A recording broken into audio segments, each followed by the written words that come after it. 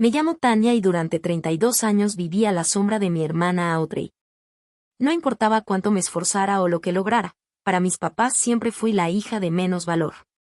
Lo que ellos nunca supieron es que, mientras estaban ocupados alabando a mi hermana promedio, yo en silencio construí una fortuna de $15 millones. Todo cambió el día de Acción de Gracias pasado, cuando mi secreto mejor guardado explotó justo entre el pavó y el relleno. Déjame contarte dónde empieza esta historia. Antes de arrancar, deja un comentario diciéndome desde dónde me estás viendo. Dale like y suscríbete si el drama familiar conecta con tu alma. Y prepárate para el momento que dejó a mi papá totalmente sin palabras. Creciendo en los suburbios de Boston, nuestra familia de clase media parecía perfecta desde afuera. Mi papá, James, trabajaba como ajustador de seguros, y mi mamá, Diana, daba clases de tercer grado en la primaria local. Vivíamos en una casa colonial modesta de 4 recámaras, con un jardín bien cuidado al frente y un columpio en el patio trasero. Pero dentro de esas paredes, la dinámica familiar distaba mucho de ser justa. Desde el momento en que nació Audrey, 2 años antes que yo, ella fue la hija dorada. Recuerdo claramente hojear los álbumes familiares donde Audrey tenía libros enteros dedicados a sus primeros pasos, primeras palabras y su primer día de kinder. Mis logros, en cambio, apenas ocupaban 1 o 2 páginas escondidas al final de sus álbumes, como si fueran un detalle sin importancia. El favoritismo se notaba en 1000 detalles que, con los años, se acumulaban como cortadas de papel.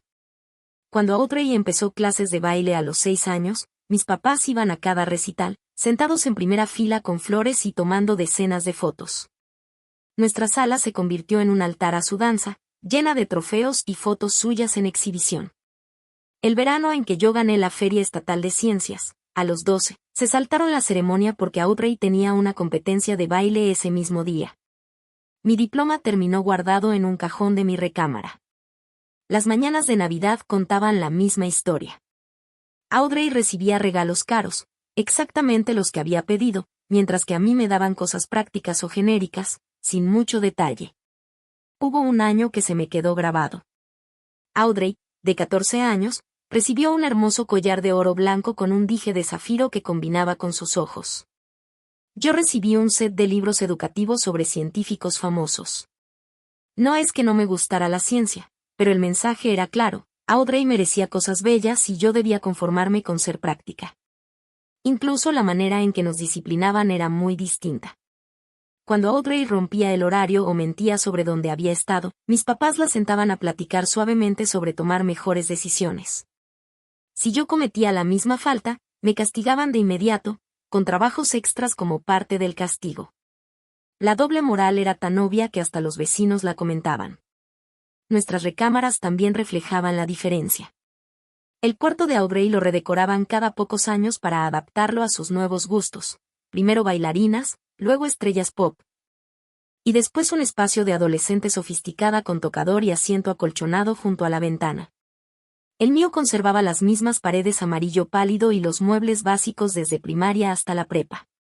Cuando pedí pintar las paredes azul marino en 8º grado, mi mamá me dijo: no hay dinero para cambios innecesarios ahorita.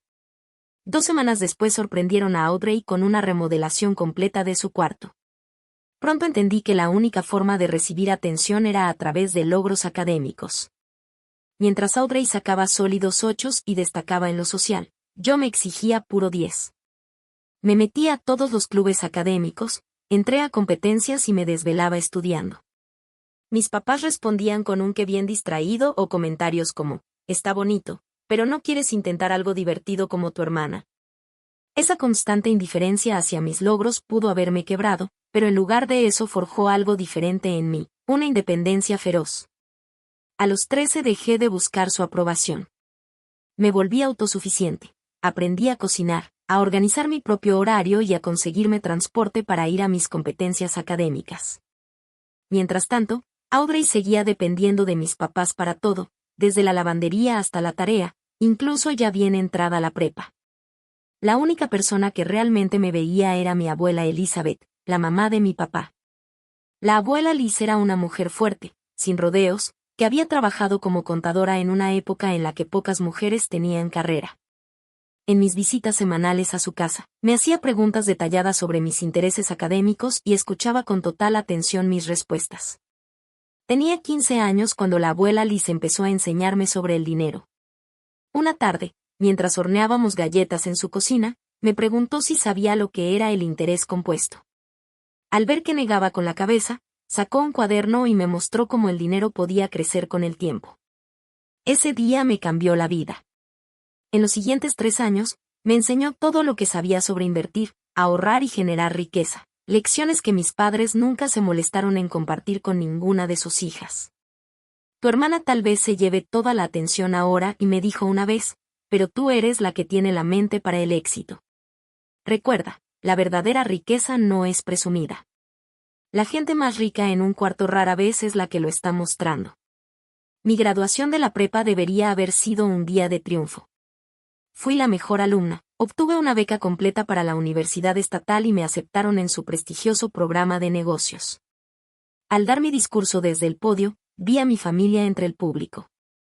Mi papá estaba grabando, pero después descubrí que el video era en su mayoría de Audrey reaccionando a diferentes momentos, en lugar de enfocarse en mí.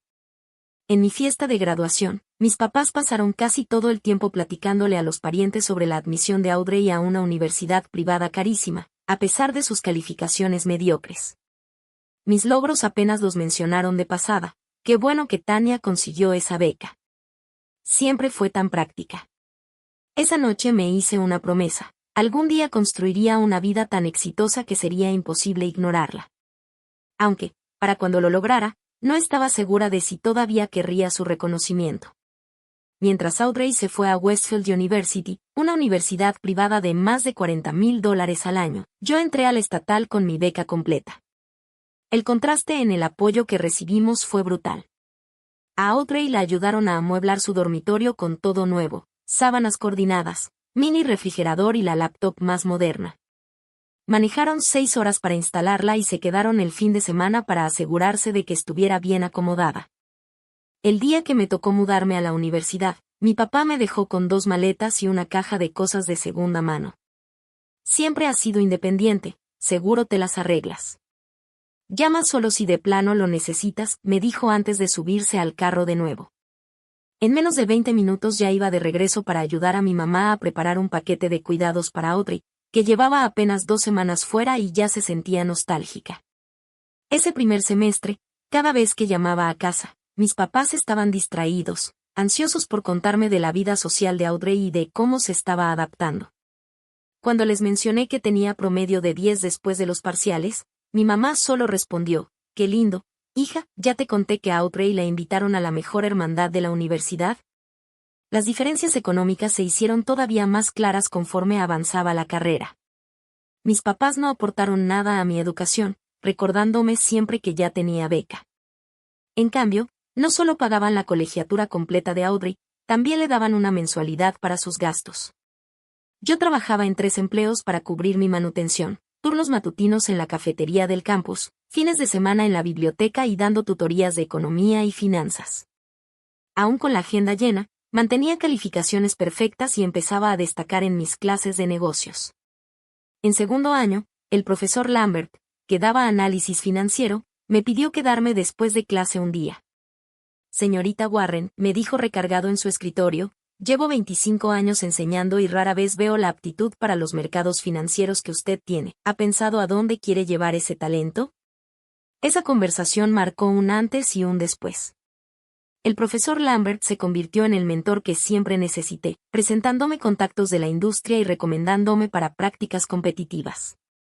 El verano después de tercer año conseguí un puesto en Maxwell Investments, trabajando directamente con su jefe de estrategia. Mientras Audrey pasaba el verano mochileando por Europa con el dinero de mis papás, yo trabajaba 60 horas a la semana absorbiendo todo lo que podía sobre estrategias de inversión y análisis de mercados. En mi último año de universidad, la abuela Liz falleció repentinamente de un derrame cerebral. Su muerte me destrozó de una forma que mis papás no pudieron entender. Para ellos era solo familia, para mí, había sido mi guía, mi mentora y la única persona que siempre creyó en mi potencial. Un mes después del funeral, recibí una carta del abogado de mi abuela. Me había dejado $50,000, todos sus ahorros. Mis papás se sorprendieron porque esperaban que esa modesta herencia se repartiera entre todos los miembros de la familia. Deberías considerar compartirlo con tu hermana, sugirió mi papá en la cena. Audrey está pensando en la maestría, y ese dinero le ayudaría mucho. Lo miré incrédula. ¿La abuela Liz le dejó este dinero a Audrey? No, pero la familia debe apoyarse, intervino mi mamá. Tu hermana tiene sueños caros, y tú siempre has sabido arreglártela sola. Por primera vez en mi vida, me negué rotundamente. Esta es mi herencia de la única persona que siempre apoyó mis metas, les dije. Voy a usarla exactamente como ella hubiera querido. Invertí hasta el último centavo aplicando los principios que la abuela Liz me había enseñado. Ese dinero se convirtió en la semilla de lo que después crecería hasta ser mi fortuna. Al graduarme, acepté un puesto en Blackstone Financial, en la división de mercados emergentes. Mi salario inicial era modesto para los estándares de Nueva York, pero la oportunidad de crecimiento era enorme. Vivía en un mini estudio con 3 roomies, no gastaba en lujos y destinaba el 50% de cada cheque a inversiones. En esos primeros años de carrera me gané la reputación de detectar oportunidades que otros pasaban por alto. Mientras mis colegas se enfocaban en los mercados tradicionales, yo investigaba tecnologías emergentes y compañías de energía sustentable antes de que se volvieran sectores de moda.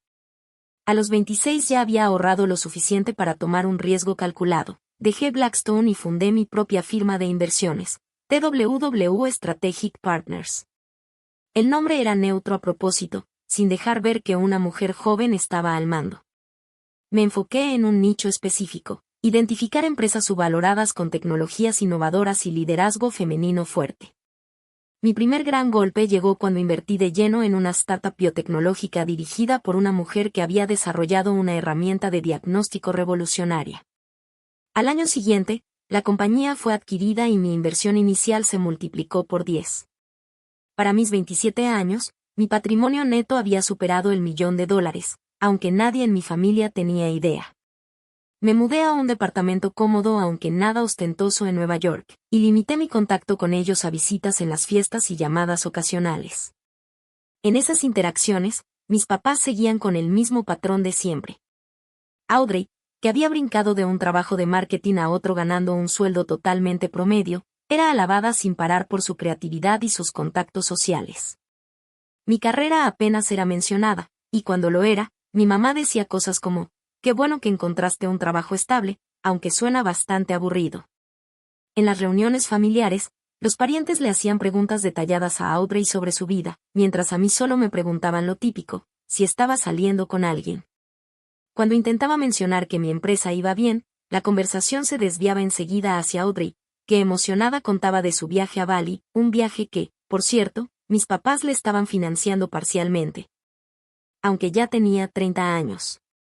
Dejé de intentar compartir mis logros y en su lugar inventé una versión ficticia de mi vida para consumo familiar. Trabajaba en un empleo común de finanzas, con horario de oficina y un salario normalito. Era más fácil que explicar la verdad y ver cómo se les perdía la mirada, o peor, que de pronto mostraran interés en mi vida solo por dinero. En los siguientes 5 años, TWW Strategic Partners pasó de ser un proyecto de una sola persona a convertirse en una firma boutique de inversiones con 15 empleados y más de $200 millones bajo gestión. Mi estrategia combinaba análisis minucioso con riesgos calculados. Desarrollé un algoritmo capaz de identificar empresas con fundamentos sólidos, pero con precios de acciones temporalmente deprimidos por reacciones exageradas del mercado. Uno de mis mayores aciertos fue invertir fuerte en compañías de almacenamiento de energía renovable justo antes de que cambios importantes en políticas públicas hicieran que ese sector explotara. Otra gran ganancia vino de identificar un patrón en la adopción de tecnología de consumo, lo que me llevó a invertir en 3 compañías desconocidas que después fueron compradas por gigantes tecnológicos.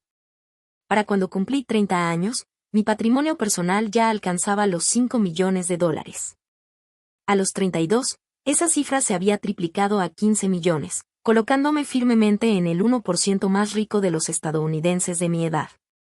Tenía un departamento impresionante en Manhattan, con ventanales de piso a techo que daban a Central Park, vacacionaba en resorts exclusivos y podía darme cualquier lujo que quisiera.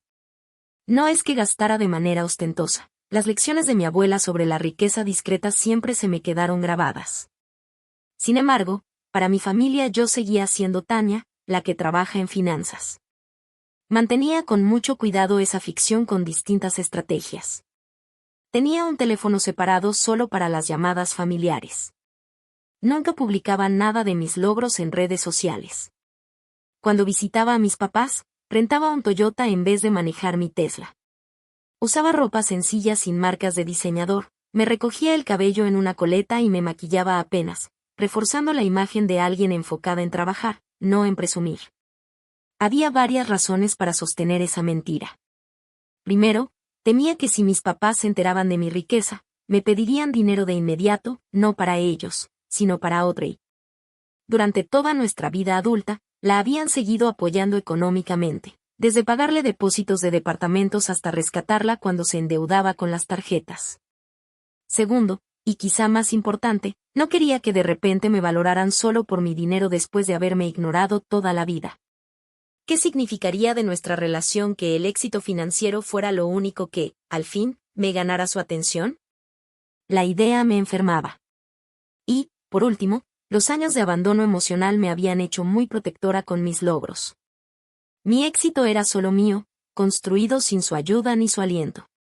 Una parte herida y profunda de mí no quería compartirlo con quienes nunca creyeron en mí. En Nueva York llevaba una vida completamente distinta. Me sentaba en los consejos de startups tecnológicas, aparecía en publicaciones de negocios y asistía a eventos exclusivos de la industria. Tenía ropa de diseñador y joyería fina que jamás usaba frente a mi familia. Salía con hombres exitosos que entendían la ambición y la disciplina. Mis dos vidas nunca se cruzaban, y me volví experta en cambiar de una a otra. La Navidad pasada fue un ejemplo perfecto de esa actuación. Volé a casa por 3 días, llevé regalos modestos y usé jeans sencillos con suéteres comunes. Durante la cena, mis papás no paraban de hablar de Audrey y su gran promoción a gerente senior de marketing en una empresa local, un puesto que seguramente pagaba menos de lo que yo gastaba en viajes de negocios en un año. «¿No es maravilloso?», dijo mi mamá, apretándole la mano a Audrey. Y hasta le dieron un bono de $5,000. Yo asentí y sonreí, sin mencionar que la semana anterior había donado 50 veces esa cantidad a un programa de niñas aprendiendo a programar. Cuando mi papá me preguntó sobre mi trabajo, le di una respuesta vaga sobre que los proyectos iban bien, lo que lo llevó a decir, bueno, mientras tengas estabilidad, eso es lo importante. No todos tienen que subir la escalera corporativa. Ya estaba tan acostumbrada a esa dinámica que rara vez me molestaba. O al menos eso me repetía. Pero todo cambió cuando conocí a Michael, un arquitecto exitoso con su propia firma. Desde nuestra primera cita, Michael vio más allá de las murallas que yo había construido. Después de 3 meses de salir, me hizo la pregunta que nadie se había atrevido a hacer. ¿Por qué minimizas tu éxito frente a tu familia? La pregunta me tomó por sorpresa. Estábamos cenando en mi departamento y yo acababa de colgarle a mi mamá, a la que otra vez le había dado respuestas aburridas sobre mi trabajo. No lo minimizo, respondí automáticamente. Simplemente no les interesa la parte financiera. Michael me dio una mirada que lo decía todo. Tania, eres de las personas más exitosas que conozco. Manejas cientos de millones en activos. Has salido en Forbes. Y aún así le dices a tu mamá que tuviste un día normal revisando hojas de cálculo. Al ver que no respondía, continuó, pero con más suavidad. No te estoy juzgando. Solo me da curiosidad por qué escondes una parte tan enorme de ti frente a ellos. Esa noche le conté toda mi historia, mi infancia y los años de indiferencia emocional. Michael escuchó sin interrumpir y, cuando terminé, me dijo algo que se me quedó grabado. Vivir 2 vidas separadas debe ser agotador. En algún momento, ¿no quieres ser simplemente tú misma por completo? Su pregunta me rondó la cabeza por semanas. Y cuando se acercó el día de Acción de Gracias, tomé una decisión. No iba a anunciar mi riqueza ni mi éxito con un gran espectáculo, pero sí dejaría de esconderlo. Llevaría a Michael a conocer a mi familia, usaría la ropa que realmente me gustaba y contestaría con honestidad si me preguntaban sobre mi trabajo. Como un pequeño paso hacia la autenticidad, les compré a mis papás una televisión nueva, un modelo bueno pero no extravagante. Era algo que necesitaban, ya que su televisor tenía más de 10 años y representaba solo una fracción de lo que realmente podía darles. Aún así, era más caro que mis regalos genéricos de siempre, y me sentía nerviosa pero también emocionada por este pequeño paso hacia la honestidad. El camino de Nueva York a Boston, el miércoles antes de Acción de Gracias, me llenó de la ansiedad de siempre, a pesar de la presencia tranquilizadora de Michael. Al doblar hacia la calle de mis papás, de inmediato noté el Audi nuevo de Audrey en la entrada, un carro que yo sabía que mis padres le habían ayudado a financiar, a pesar de su supuesto éxito profesional. Hora del show, murmuré a Michael mientras estacionábamos en la calle y recogíamos las maletas. El televisor, envuelto en papel plateado con un moño azul, esperaba en el asiento trasero. Pensaba entregarlo después de instalarnos. En cuanto cruzamos la puerta, la dinámica familiar se acomodó con una previsibilidad dolorosa. Mi mamá pasó de largo junto a mí para abrazar emocionadísima a Michael, encantada de conocer a mi novio exitoso, mientras mi papá apenas me dio una palmada distraída en el hombro antes de gritar. «Audrey, Tania ya llegó». Audrey apareció como si estuviera entrando a un escenario. A sus 34 años, todavía se movía con esa seguridad de alguien a quien le habían repetido toda su vida que era especial. Su cabello rubio oscuro recién iluminado, su maquillaje impecable. «¡Ta!», exclamó, dándome un abrazo tan rápido que casi ni me tocó. Luego volteó enseguida hacia Michael, evaluándolo con aprobación obvia. «Así que tú eres el famoso Michael. Mamá dice que eres arquitecto». Mientras Michael se presentaba con elegancia, yo miré alrededor de la sala. El mueble estaba lleno de fotos nuevas de Audrey y su esposo Brad, varias de su viaje a Hawái, un regalito de aniversario que mis papás les habían financiado. Encontré solo una foto mía, mi retrato de graduación a los 5 años, olvidado en una mesita lateral. La cena fue una clase magistral de favoritismo disfrazado. Mi mamá había cocinado todos los platillos favoritos de Audrey, incluyendo las laboriosas albóndigas suecas que tanto le gustaban. Cuando ofrecí ayuda en la cocina, mi mamá me dijo: «No hace falta, cariño. Audrey ya puso la mesa lindísima». La plática de la cena giró enteramente en torno a la reciente promoción de Audrey. Movía las manos con dramatismo mientras describía su nueva oficina con vista a la ventana y a su pequeño equipo de 2 asistentes de mercadotecnia. «Es una validación, ¿saben?», dijo, tomando un sorbo de vino. «Todos esos años de hacer contactos y cultivar relaciones por fin están rindiendo frutos. Hasta me dijeron que mis habilidades con la gente fueron la razón por la que me dieron el puesto». Mis papás asentían entusiasmados a cada palabra. Cuando Brad mencionó que el aumento era modesto, mi papá respondió de inmediato: «Bueno, ya sabes, podemos ayudarte si necesitas mejorar algunas cosas para tu nuevo puesto. La primera impresión importa en los negocios». Nadie preguntó por mi trabajo hasta el postre, cuando mi mamá volteó hacia mí. «¿Y tú, Tania? ¿Cómo va tu empleo? ¿Sigues con lo de las hojas de cálculo?».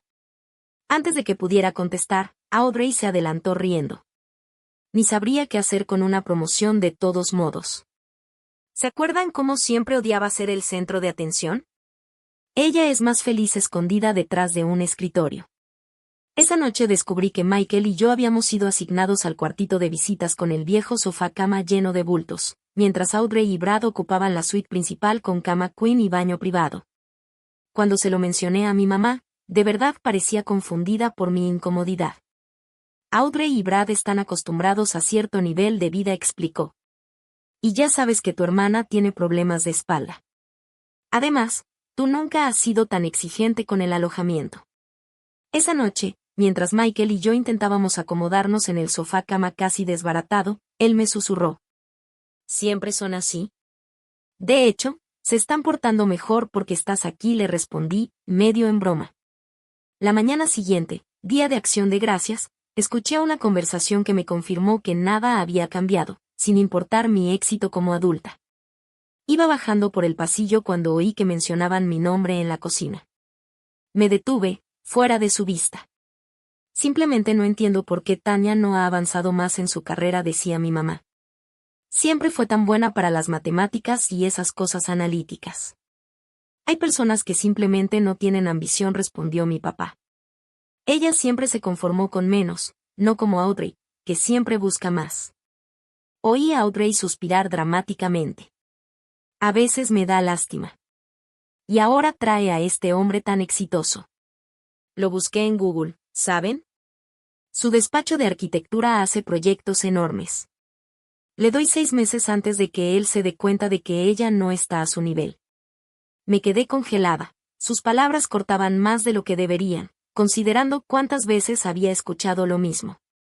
Michael me encontró ahí, puso suavemente una mano en mi hombro y susurró. Vamos a dar una vuelta. Afuera, en el aire frío de noviembre, por fin dejé que las lágrimas salieran. Ha sido así toda mi vida, le dije. Nada de lo que hago es suficiente. Y ahora hasta me tienen lástima porque creen que tú eres demasiado exitoso para mí. Michael se detuvo y me miró de frente. ¿Sabes qué pienso? Creo que ya es hora de que sepan a quién has estado ocultando. Más tarde, mientras ayudaba a mi mamá a preparar la cena de Acción de Gracias, tuve que atender una llamada de negocios que no podía posponer. Una de nuestras inversiones grandes estaba cerrándose y necesitaban mi opinión.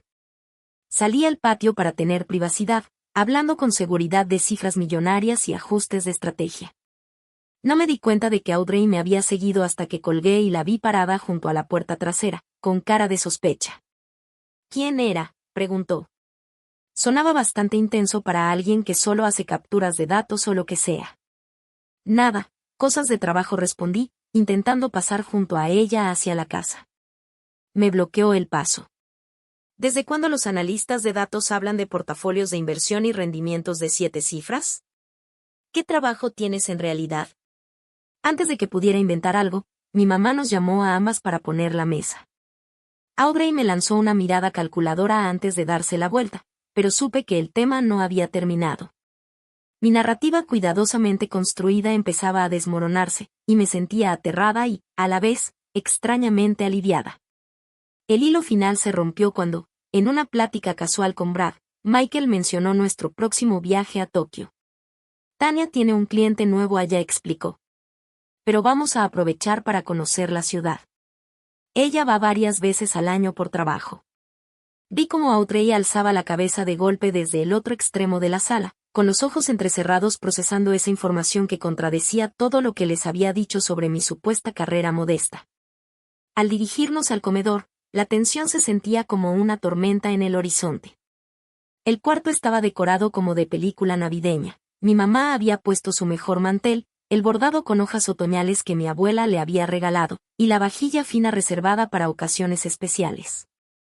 En el centro de la mesa, un pavo dorado rodeado de todos los clásicos, puré de papa esponjoso con gravy, cazuela de ejotes con cebolla crujiente, camote con bombones dorados, salsa de arándano casera y también de lata porque a mi papá le encantaba la forma cilíndrica, y panecillos recién horneados.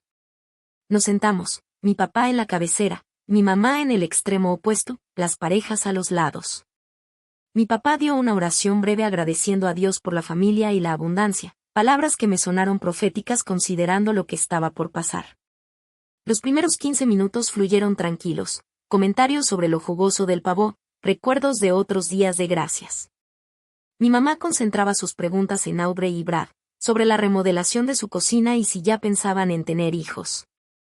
Audrey apenas tiene 34, todavía hay tiempo, dijo mi mamá, apretándole la mano. Pero unos nietecitos serían una bendición. Nadie mencionó que yo tenía 32 y también podría estar pensando en formar una familia. Michael me miró desde el otro lado de la salsa de arándano y me regaló una sonrisa de ánimo. Con el hambre inicial satisfecha y los platos llenándose de nuevo, mi papá se volvió hacia Michael con interés genuino.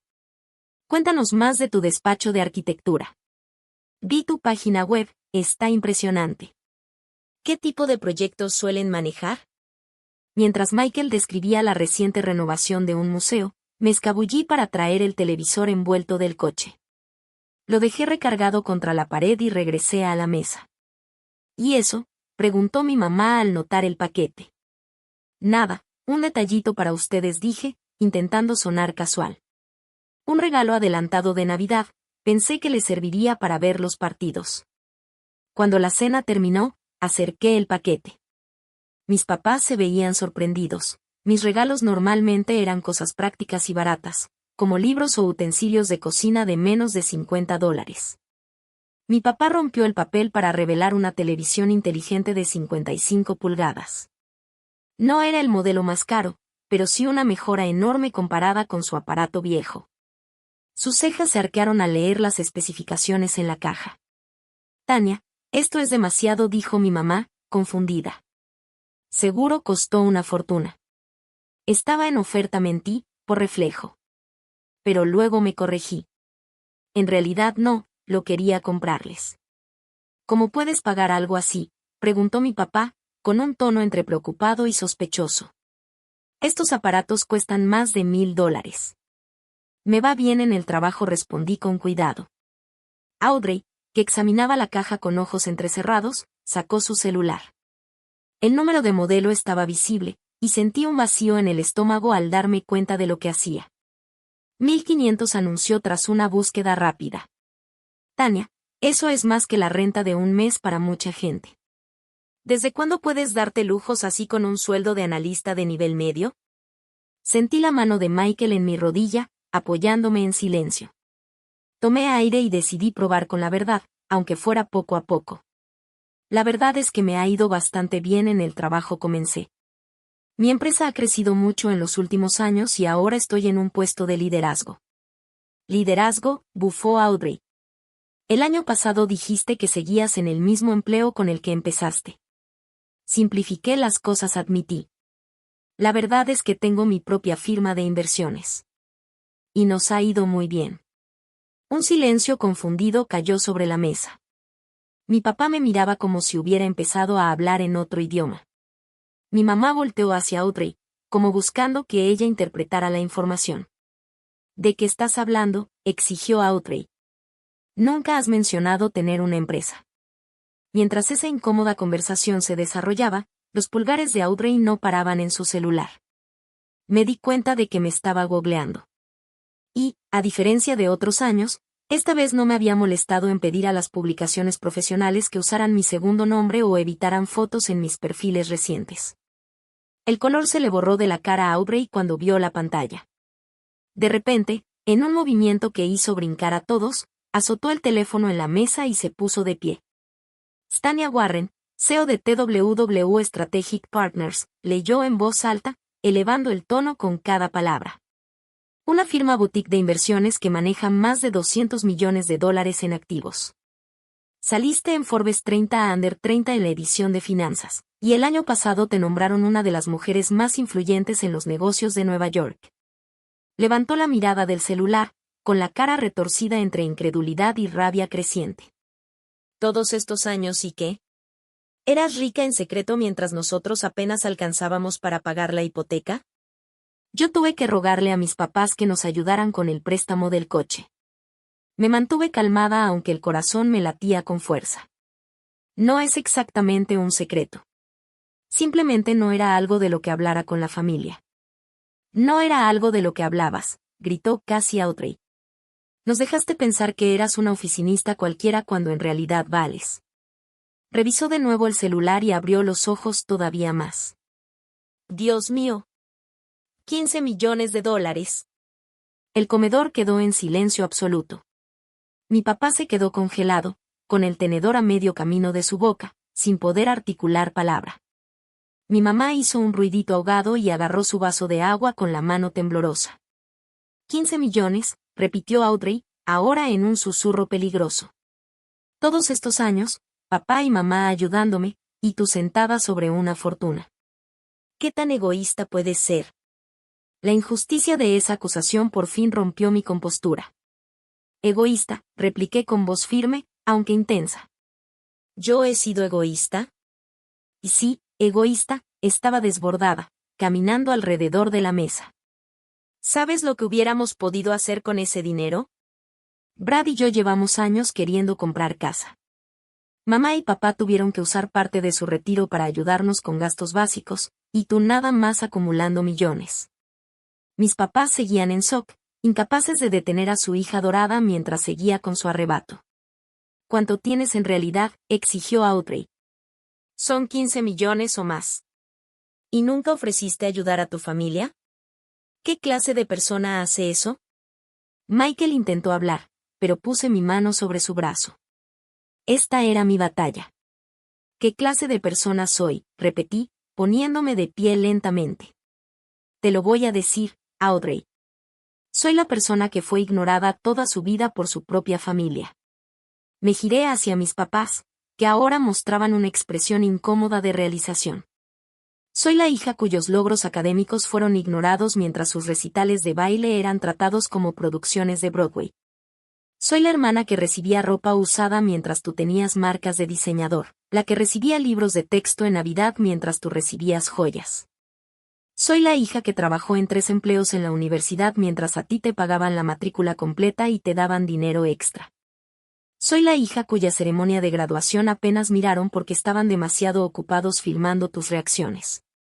Soy la persona que construyó una empresa multimillonaria desde cero, sin apoyo, sin aliento, sin una sola palabra de orgullo de parte de ustedes.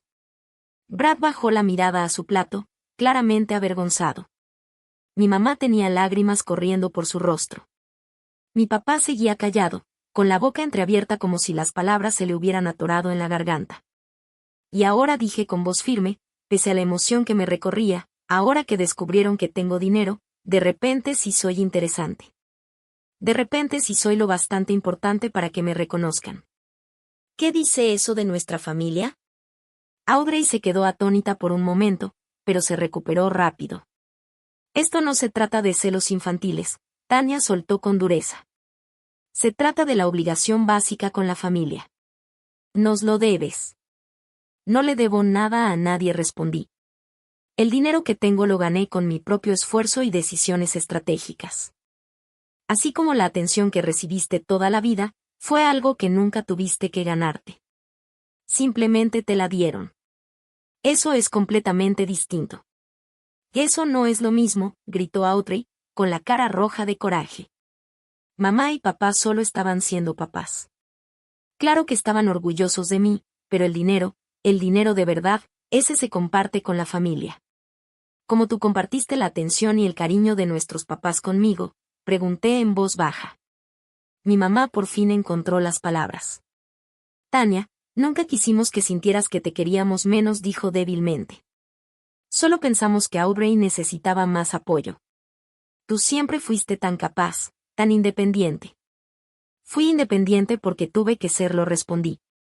Fui capaz porque nadie más iba a hacer las cosas por mí. Mi papá al fin habló, con la voz casi quebrada. $15 millones, ¿cómo es siquiera posible? Hice inversiones inteligentes, contesté simplemente. Empezando con los 50,000 de la abuela que tú querías que le diera a Audrey para la maestría. Pero Audrey no había terminado. ¿Y ahora qué?, exigió. ¿Vas a ayudar a tu familia o vas a seguir siendo egoísta? Brad y yo necesitamos un enganche para una casa. Mamá y papá deberían poder jubilarse sin preocupaciones. Eso es lo que hace una familia. Michael, que había permanecido en silencio casi todo el tiempo, por fin habló. Por lo que he visto hoy, Tania le ha estado dando a esta familia toda su vida, solo que no de manera económica. Tal vez ya es hora de que alguien le dé algo a ella, aunque sea un poco de respeto. Nadie te pidió tu opinión, le espetó Audrey. Creo que aquí se acabó todo, dije, dejando mi servilleta sobre la mesa. Michael y yo vamos a quedarnos en un hotel esta noche. ¿Se van a ir así nada más? Audrey estaba incrédula. Después de soltar esta bomba, típico de ti, Tania, siempre pensando solo en ti misma. Mientras tomaba mi bolsa y mi abrigo, volteé a ver a mi familia por última vez. Mi papá seguía sin poder armar una frase completa. Mi mamá lloraba en silencio. Brad parecía querer desaparecer bajo la mesa. Y Audrey se quedó ahí, con los puños cerrados, viendo cómo sus años de privilegio chocaban contra la realidad de que su hermana olvidada la había superado de la manera más evidente en que la sociedad mide el éxito. La cena de Acción de Gracias había terminado. El pavo a medio comer, el pay de calabaza intacto. Cuando Michael y yo íbamos hacia la puerta, escuché que Audrey gritó. Esta conversación no ha terminado, Tania. No puedes esconder tu dinero de la familia y pensar que está bien. Pero yo ya estaba pisando el aire frío de noviembre, sintiéndome más ligera que en años. La habitación del Marriott se sintió como un santuario después de la cena explosiva. Michael pidió servicio al cuarto mientras yo me sentaba al borde de la cama, entre risas nerviosas de alivio y momentos de incredulidad silenciosa. No puedo creer que eso haya pasado, dije, quizá por 10ª vez. ¿Viste la cara de mi papá? En 32 años jamás lo había visto sin palabras. Michael se sentó a mi lado, ofreciéndome una copa de vino del carrito de servicio. Estuviste magnífica, dijo. Completamente digna, mientras tu hermana hacía un berrinche por un dinero que ni siquiera es suyo. Las repercusiones llegaron casi de inmediato. Mi celular vibraba con mensajes y llamadas, primero de Audrey, luego de mi mamá, incluso de Brad. Lo puse en silencio y lo dejé boca abajo en el buró. Que esperen hasta mañana, dije. Estoy agotada emocionalmente. Esa noche, acurrucada contra el pecho de Michael en la cama del hotel, sentí una mezcla extraña. Tristeza por la relación con mi familia, algo de enojo por los años de desprecio, pero sobre todo una enorme sensación de alivio. El secreto que había cargado tanto tiempo por fin había salido a la luz, y aunque la revelación fue caótica, había libertad en no tener que ocultarlo más. La mañana trajo una avalancha de notificaciones. Audrey había mandado 17 mensajes durante la noche, un carrusel de emociones. Furiosa, ¿cómo te atreves a dejarnos así? Luego arrepentida, perdón por gritarte, pero entiende lo impactante que fue, después exigente. Tenemos que hablar de cómo tu dinero puede ayudar a la familia, y otra vez enojada, tu silencio es tan inmaduro y egoísta. Mi mamá había llamado 4 veces y dejado mensajes llorosos, rogándome que regresara a la casa para hablarlo. Brad mandó un solo texto, incómodo, disculpándose por el desastre de la cena y asegurando que él no compartía las expectativas de Audrey. Mi papá no llamó ni escribió. Yo estaba en la regadera cuando tocaron la puerta del hotel. Michael abrió, y ahí estaba mi papá en el pasillo, todavía con la ropa de ayer, con la cara cansada de una noche en vela. Necesito hablar con mi hija, dijo. Salí del baño envuelta en la bata del hotel, el cabello goteando sobre mis hombros. Papá, dije, sorprendida de verlo ahí. ¿Cómo nos encontraste? Solo hay 3 hoteles en el pueblo, respondió. Este fue mi segunda parada. El Hilton manda saludos, intenté bromear, pero el chiste cayó en saco roto en medio de la tensión. Michael se ofreció a bajar al lobby por café, dejándonos a solas. Mi papá se dejó caer pesadamente en la silla del escritorio mientras yo me sentaba en la orilla de la cama. Durante casi un minuto entero no dijo nada, solo miraba sus manos. $15 millones, murmuró al fin, sacudiendo la cabeza. Todavía no lo puedo asimilar. No se trata del dinero, papá, dije en voz baja. Él levantó la vista, con los ojos rojos y cansados. Lo sé, respondió, sorprendiéndome. Se trata de cómo te tratamos. De cómo siempre te hemos tratado. Ese simple reconocimiento me tomó desprevenida. Esperaba justificaciones, defensas, tal vez hasta enojo por haber ocultado mi éxito. Pero esa admisión casi me hizo llorar. No fui un buen padre contigo, continuó con la voz áspera de emoción. Me repetía que Audrey necesitaba más atención, más apoyo, más de todo. Ella siempre fue tan dramática, tan demandante. Tú eras callada, capaz, inteligente. Creí que eso significaba que necesitabas menos de nosotros, pero no fue justo para ti. No, no lo fue, asentí, sin suavizar la verdad para hacerlo sentir mejor. Tu madre y yo caímos en un patrón desde temprano. Audrey lloraba y hacía berrinches y no conseguía lo que quería. Tú simplemente te adaptabas, buscabas otra manera. Tomamos el camino fácil y tú pagaste el precio. Se pasó una mano por la cara. Cuando tenías 10 años ganaste aquel concurso de ciencias, ¿te acuerdas? Construiste un modelo del sistema solar que hasta se movía. Estaba tan orgulloso, pero nunca te lo dije. Tuvimos que irnos temprano porque Audrey estaba aburrida y empezó a armar un escándalo. Lo recordaba bien. Había pasado semanas en ese proyecto, calculando distancias y tamaños de los planetas, armando un motor de un kit para que giraran. Gané el primer lugar, pero mi familia ya se había ido cuando pronunciaron mi nombre. Ha habido 1000 momentos así, dije. 1000 veces en que mis logros se hicieron a un lado mientras se celebraba la mediocridad de Audrey. Él se estremeció, pero no me contradijo.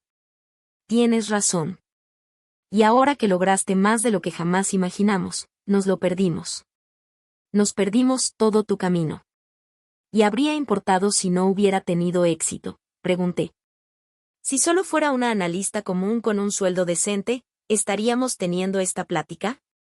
¿O Audrey seguiría siendo el centro del universo familiar? No tuvo respuesta. La conversación fue interrumpida por el sonido de mi celular. Mi mamá llamando otra vez. Rechacé la llamada, pero segundos después sonó el teléfono de mi papá. Contestó en voz baja, con expresión cada vez más incómoda. Están en la casa, dijo al colgar. Tu madre y Audrey. Quieren hablar contigo, todos juntos, como familia. Sobre mi dinero, adiviné. No pudo mirarme a los ojos, lo cual fue suficiente respuesta. Cuando Michael regresó, le conté todo. ¿Vale la pena volver allá?, me preguntó preocupado. No les debes otra confrontación. Lo pensé con calma. Una parte de mí quería hacer check-out del hotel y regresar directo a Nueva York, dejando atrás el desastre. Pero otra parte, la que había pasado la vida buscando reconocimiento familiar, quería cerrar el ciclo. Creo que necesito terminar esto, dije. Poner límites de una vez por todas. De vuelta en casa de mis papás, encontré a mi mamá y a Audrey esperando en la sala. Mi mamá corrió a abrazarme, pero retrocedí un paso, manteniendo la distancia. Solo hablemos, dije.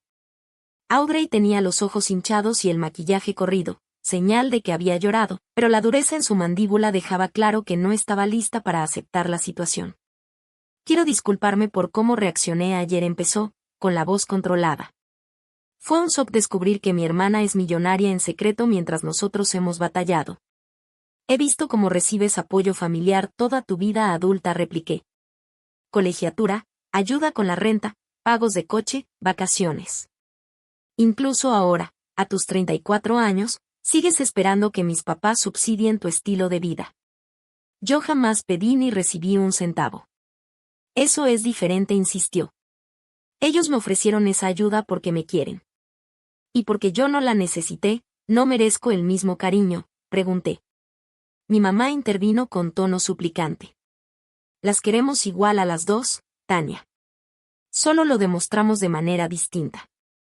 No lo demostraron conmigo en absoluto, respondí tajante. Toda mi infancia es un caso de estudio en favoritismo. Eso no es justo, protestó mi mamá. También estuvimos presentes para ti.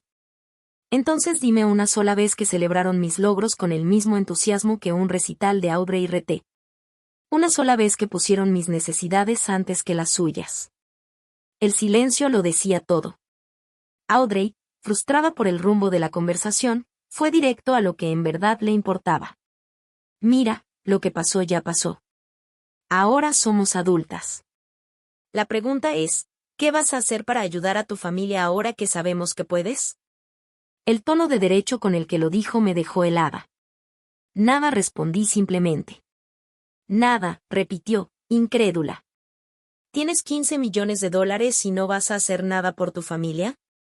¿Y qué has hecho tú por mí?, le solté. Aparte de competir por la atención, minimizar mis logros y ahora exigir acceso a mi dinero. Eso es lo que hacen las familias, Tania casi gritó. Se apoyan entre sí. Sí, se apoyan, admití. Pero lo que tú pides no es apoyo, es derecho a algo que no te ganaste. Si mamá y papá necesitaran atención médica o estuvieran a punto de perder la casa, sería distinto. Pero lo que quieres es mi dinero porque crees que mereces un estilo de vida mejor del que te has trabajado. De ahí la conversación se vino abajo.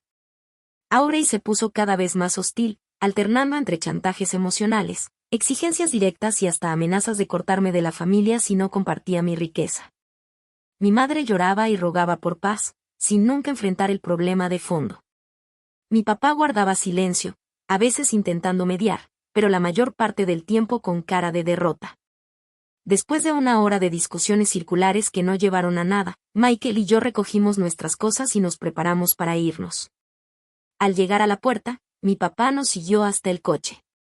Lo siento, dijo simplemente. Lo siento por todo, por 32 años de hacerlo mal. Asentí, incapaz de dar una respuesta que abarcara la complejidad de mis sentimientos. Esa misma tarde manejamos de regreso a Nueva York, 3 días antes de lo planeado. Durante el largo trayecto, Michael y yo hablamos de todo lo que había pasado. Lo manejaste con una gracia increíble, me dijo mientras cruzábamos la línea estatal hacia Nueva York. La mayoría hubiera cedido a la presión o hubiera quemado todos los puentes. No sé si esos puentes no están quemados, de todos modos, suspiré. No me imagino que Thanksgiving esté en el calendario el próximo año. Tal vez no sea algo malo, sugirió con suavidad. La familia debe levantarte, no destrozarte. A veces la familia que elegimos es más importante que la que nos toca al nacer. La semana después de Thanksgiving trajo más repercusiones. Mis papás llamaban diario, pasando de defender a Audrey a poco reconocer su papel en la dinámica familiar. Mi papá, en especial, parecía realmente reflexionar sobre su comportamiento. Creo que nunca realmente te vi, me dijo en una llamada. Estaba tan ocupado manejando las necesidades de Audrey que me perdí de quién eras tú en realidad. Estoy orgulloso de ti, Tanya. No por el dinero, sino porque construiste algo increíble a pesar de tener padres que te fallaron. Mi mamá batallaba más en aceptar responsabilidad, repitiendo frases como, pero los amamos a los dos, o Audrey necesitaba más atención. Aún así, sentía un cambio gradual en su perspectiva. Pequeñas grietas en la narrativa que había sostenido por décadas. Audrey tomó otro camino.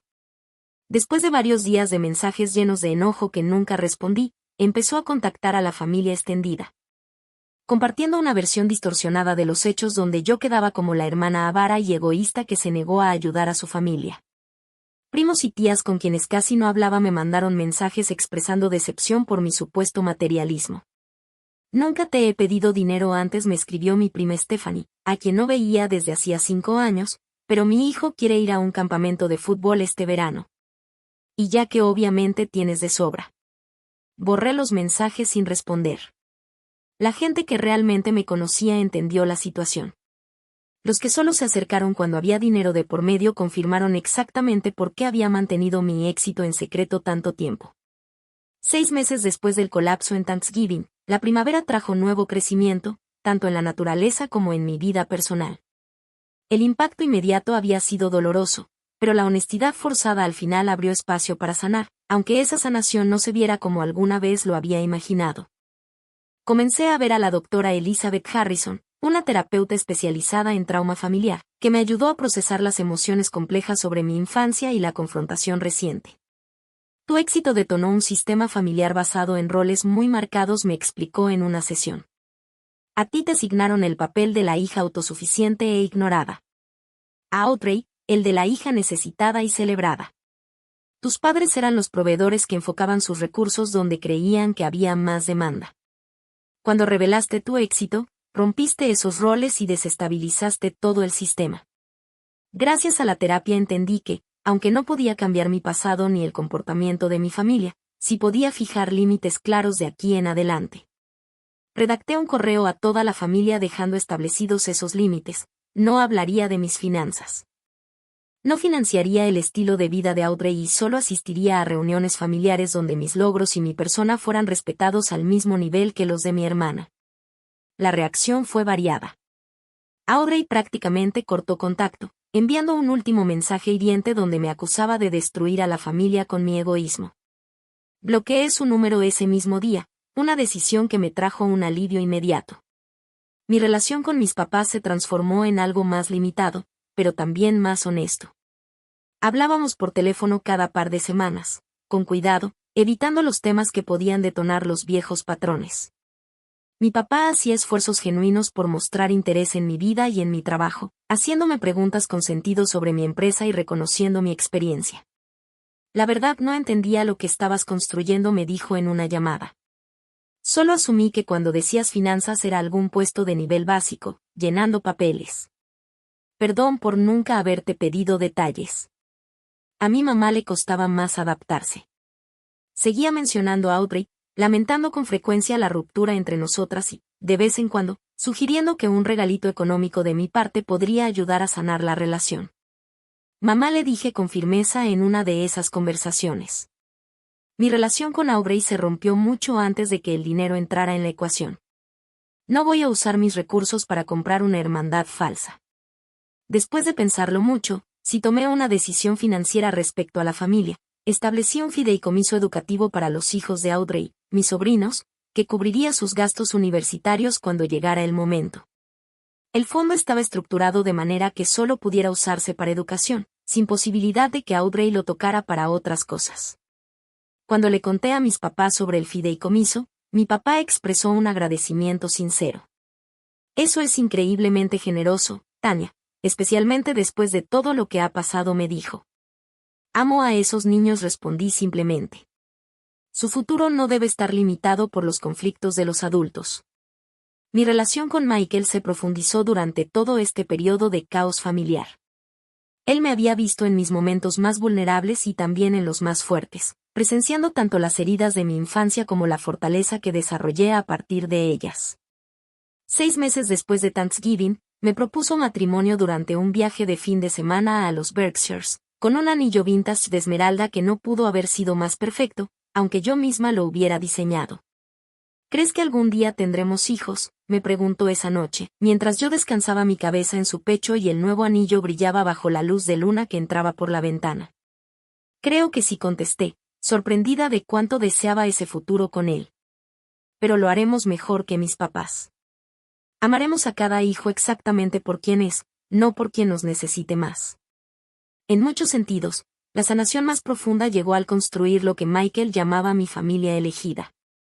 Mis amigos cercanos, sobre todo los que siempre supieron de mi éxito, me dieron el apoyo incondicional que nunca encontré en casa. Celebramos juntos las fiestas, creamos nuevas tradiciones y construimos lazos basados en el respeto mutuo, no en la obligación o la historia compartida. Tal vez lo más inesperado fue cómo cambió mi relación con el dinero. Durante años, mi riqueza había sido una fuente secreta de validación, una prueba concreta de que había triunfado a pesar de la falta de fe de mi familia. Después de la confrontación, empecé a verlo diferente, no como una tabla de puntuación, sino como una herramienta que me daba seguridad y opciones. Incrementé mis donaciones filantrópicas, enfocándome en organizaciones que apoyaban a mujeres jóvenes en finanzas y tecnología. También mentoreaba a emprendedoras, compartiendo tanto conocimientos como, en algunos casos, capital semilla para proyectos prometedores. La alegría que encontré al ayudar a otras a construir sus sueños superó por mucho la satisfacción vacía de acumular riqueza en secreto. Para cuando se acercó el siguiente Thanksgiving, había aprendido varias lecciones profundas de la experiencia. Primero, la honestidad, aunque a veces duela, es menos desgastante que la pretensión. Vivir una doble vida me había consumido una enorme energía emocional que ahora podía dirigir hacia cosas más plenas. Segundo, el dinero no crea defectos de carácter, solo los revela. Quienes siempre me habían valorado lo siguieron haciendo sin importar mi estatus económico. Quienes de pronto mostraron interés al enterarse de mi riqueza siempre habían visto las relaciones de manera transaccional. Tercero, y quizá más importante, entendí que mi valor nunca dependió del reconocimiento de mi familia. Pasé décadas buscando validación de personas que, en esencia, no podían dármela. Ese reconocimiento tenía que venir de mí misma, de saber mi propio valor sin necesidad de afirmación externa. El camino no había terminado, claro. Los sistemas familiares no cambian de la noche a la mañana y las viejas heridas no sanan del todo en cuestión de meses. Pero había encontrado una forma de avanzar que honraba tanto mi pasado como mis posibilidades futuras. Dejé de permitir que me definiera lo que mi familia no pudo darme y comencé a abrazar lo que yo podía crear por mí misma. Siempre sería la chica que creció a la sombra de su hermana, pero también me convertí en la mujer que caminó hacia su propia luz. Y esa era una historia que valía $15 millones. ¿Alguna vez has tenido que enfrentar a tu familia por un trato desigual? Me encantaría leer tus historias en los comentarios. Si este video resonó contigo, dale like y suscríbete para escuchar más relatos sobre cómo superar los retos familiares y descubrir tu propio valor. Compártelo con alguien que necesite escuchar que su valor no depende de la validación familiar. Gracias por acompañarme en mi camino. Y recuerda, a veces, lo más poderoso que puedes hacer es adueñarte de tu verdad, aunque incomode a los demás.